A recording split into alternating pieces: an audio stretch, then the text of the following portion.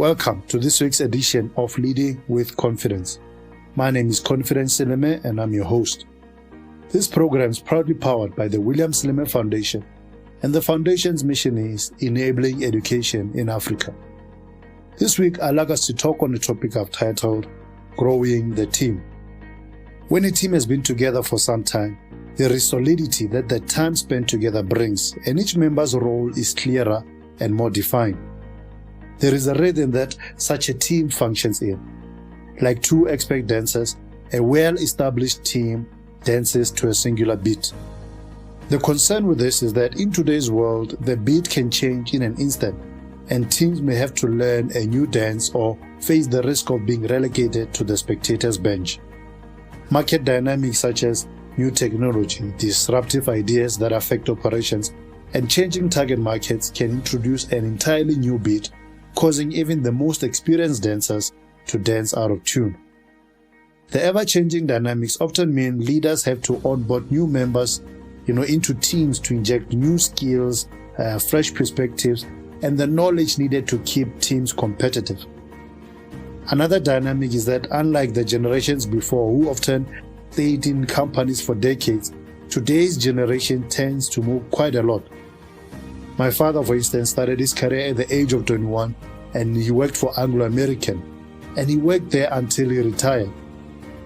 I also started working at the age of 21, but by the time I was 28, I had already worked for more than 3 organizations. Moving around is becoming the norm, and leaders must come to terms with the fact that in their teams there will be marathon people and there will be 100-meter people. Not everybody in the team wants to be or should be there for the long term, but leaders should not give people reasons to leave. Teach and empower them, and if or when the time comes for them to leave your team or organization, wish them the very best. If you've done your job correctly, you'll be able to take pride in the fact that they are more skilled, more experienced, and more competent than they were when they joined your team. One of the trickiest things for teams and the leaders that lead them to do is introducing new members into the team.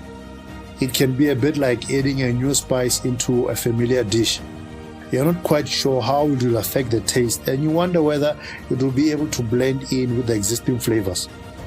The important thing to remember is that there is a reason that this new member has been brought in. There are skills they have and knowledge they possess, and they are needed in the team. A new member should be made aware of the importance to the team and the contribution that they are expected to make. There was an extra ingredient needed, and they are there to add to and make the team much better and much stronger. New members should go from the outside looking in to from the inside looking forward. This speaks to inclusivity and shared vision.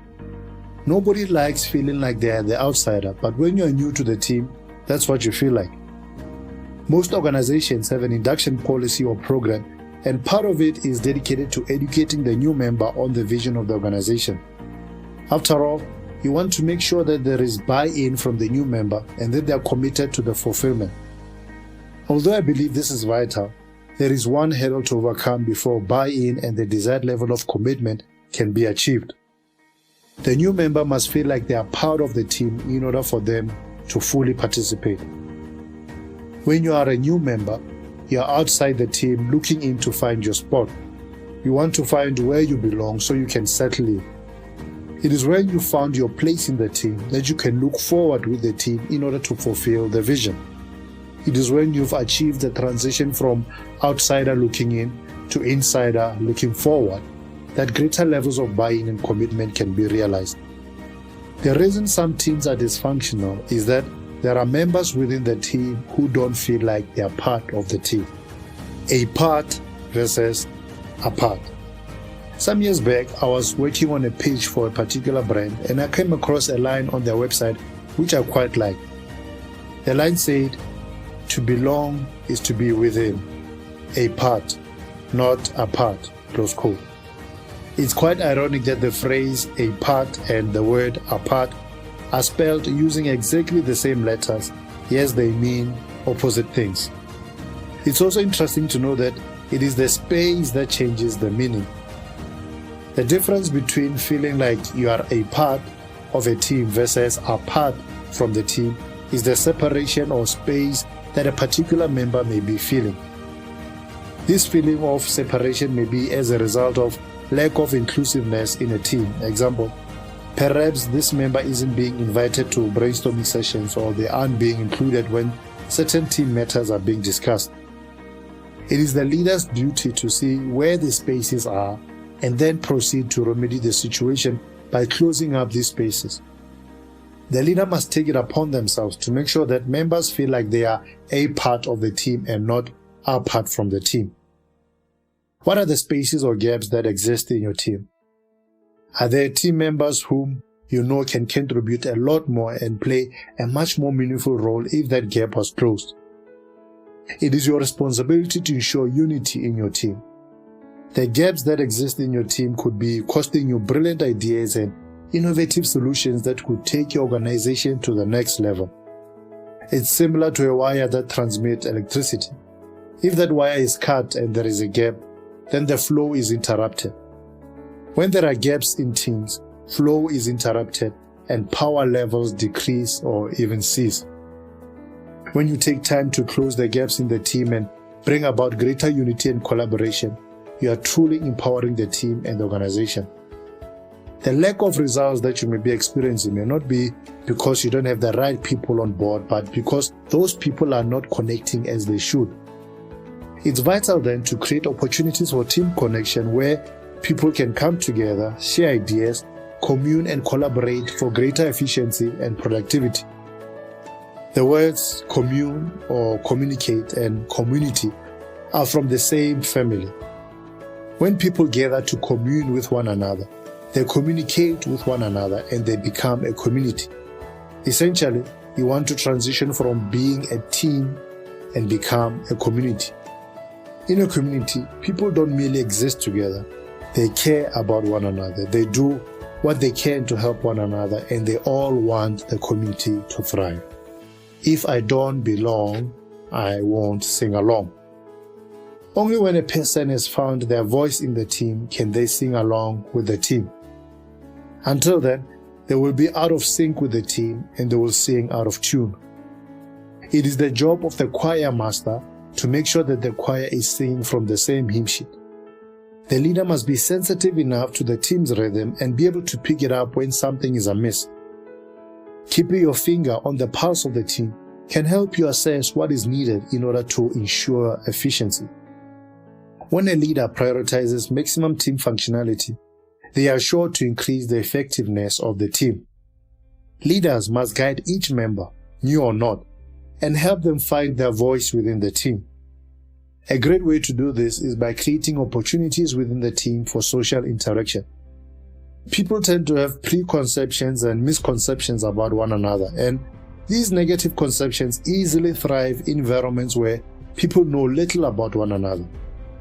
Social interactions such as team outings, lunches, and other services are helpful in that they create spaces where people can talk, laugh, and get to know one another on a more personal level.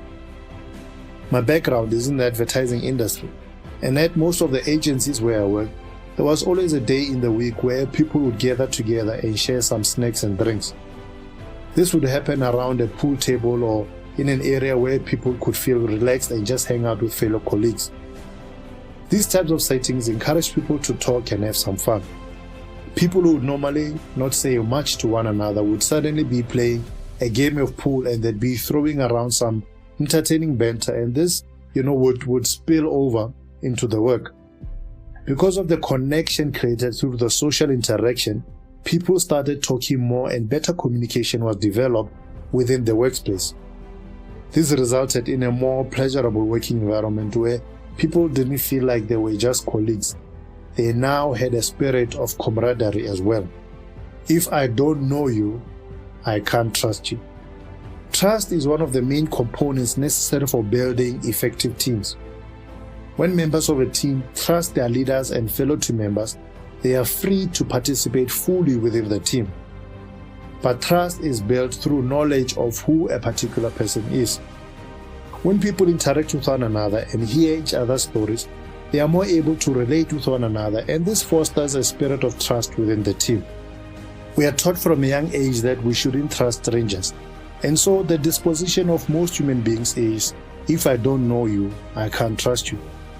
But when I know who you are and where you come from, it's easier for me to put myself in your shoes, see what you've seen, and feel what you've felt. We all need someone to trust, someone we can confide in when things are looking down, and someone we can celebrate with when things are looking up. Trust is earned over time through consistency and continued effort. It is the glue that holds relationships together. Trust turns colleagues into friends and friends into family. Trust is the foundation upon which unity is built. Trust houses security, and it is a refuge for peace. Leaders that deliver on their promises get trust. Leaders that are trusted get loyalty from their teams. Leaders that get loyalty from their teams become more effective in their leadership. It was Patrick Lencioni, the business management author, who said, "Teamwork begins by building trust, and the only way to do that is to overcome our need for invulnerability." Close quote. Some leaders are opposed to showing any kind of vulnerability because they fear that it could make them seem weak or timid. They choose to put up a stone-cold front. But leaders who seem to be completely invulnerable are not easy to connect with or relate to, and it's hard trusting someone who you can't relate to. In building trust within the teams, leaders must refrain from seeming or being robotic, and they must show their human side. It's hard to warm up to a cold leader. An example of such a leader, albeit an extreme one, is the late Joseph Stalin, who led the Soviet Union from the mid-1920s until his death in 1953. His name literally means man of steel, and he was known to be cold as steel itself. It was under his direct orders that millions of people died, and this included some of his closest allies and compatriots. Trust was not a word that Stalin had in his vocabulary. He's quoted as saying, "I trust no one, not even myself." Close quote. I believe it was this complete lack of trust that made him so cold. He couldn't dare show any vulnerability, and this informed his chilling behavior. Leaders who don't trust their people enough tend to be quite cold around them. Some leaders never laugh with their people. They only talk to them when it's about work, and they never open up to let their people know them better. Because their people never get to see the person behind the position, they feel disconnected to the leader holding the position. Leaders who show zero trust in their people end up killing their people. Perhaps not literally like Stalin, but such leaders end up killing the self-confidence and self-esteem of those they lead.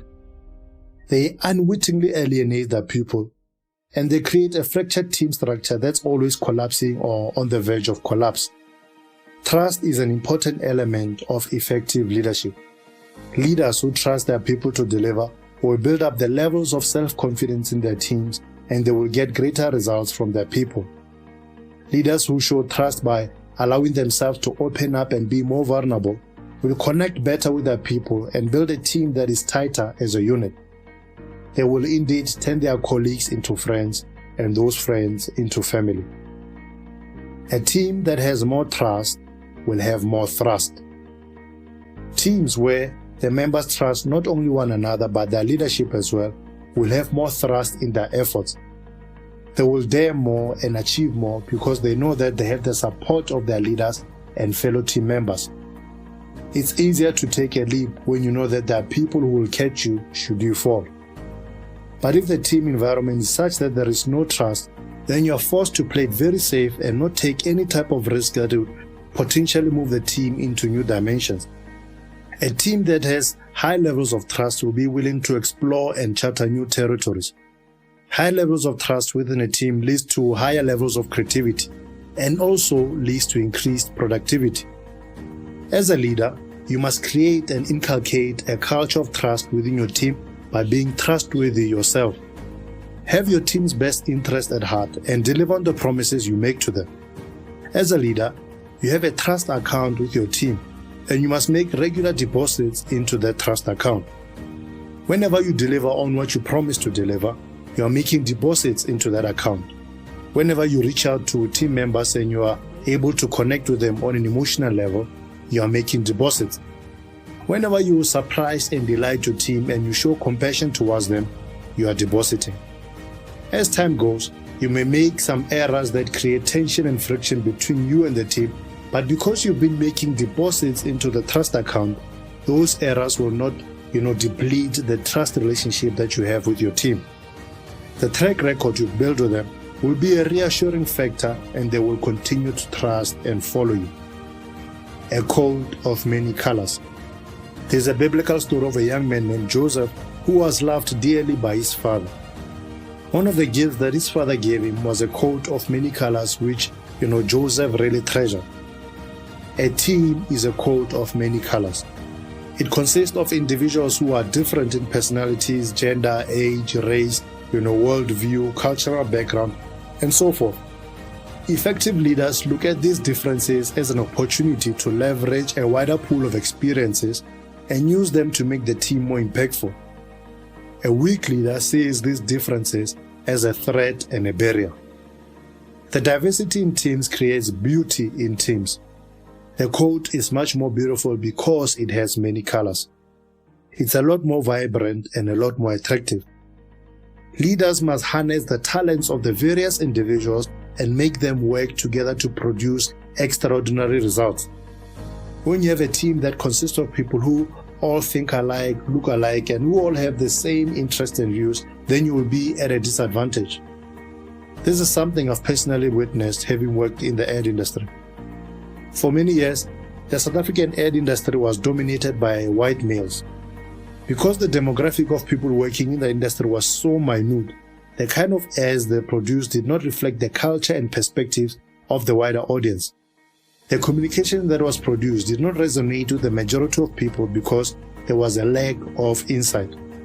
It's only when the industry started becoming more diverse that ads that were more reflective of the wider South African audience started being produced.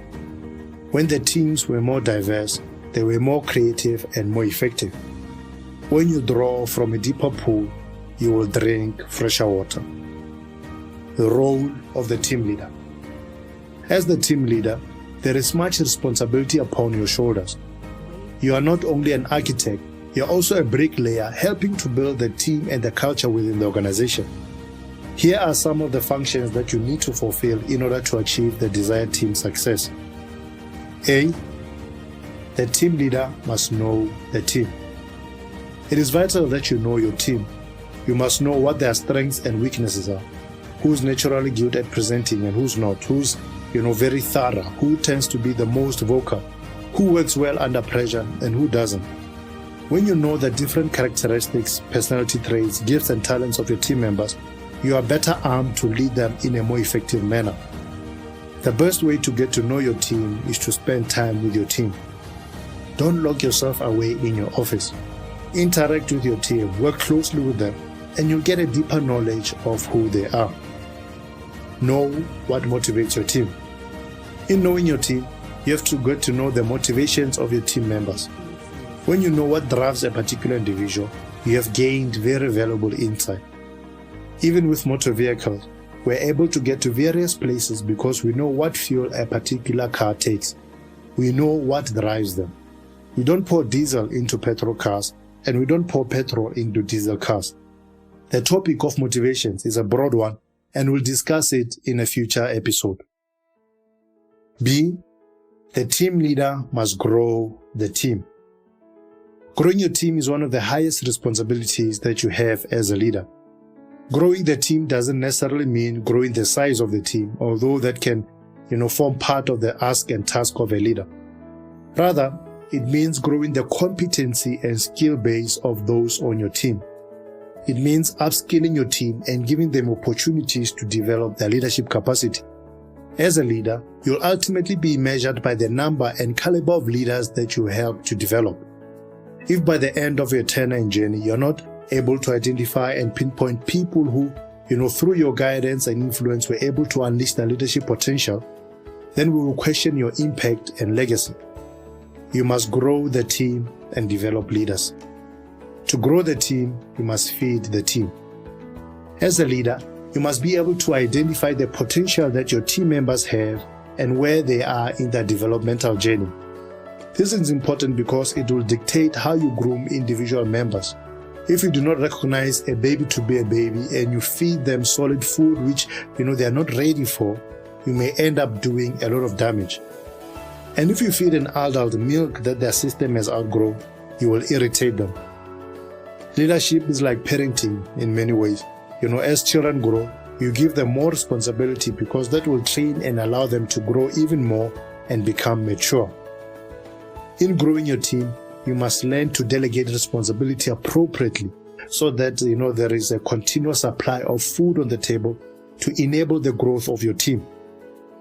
See, the team leader must create flow in the team.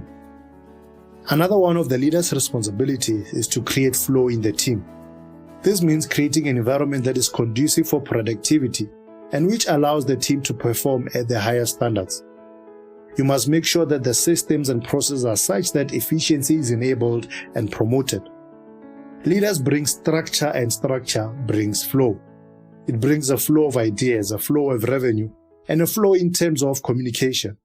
Where there is flow, people know what is expected of them and they are able to deliver on those expectations. Where there is no flow, there is friction. We say that a river is flowing because its waters are going in the same direction. So when we speak of creating flow, we're also speaking about channeling everybody in the team to go in the same direction and follow the same vision. When members of a team are not operating in a state of flow, they will fight continually and clash because some may be going north while others are going south. And that clash of direction will cause a clash of heads. So it's important to set the direction so that all who are on the team may know what the objectives are and what direction the team is going in.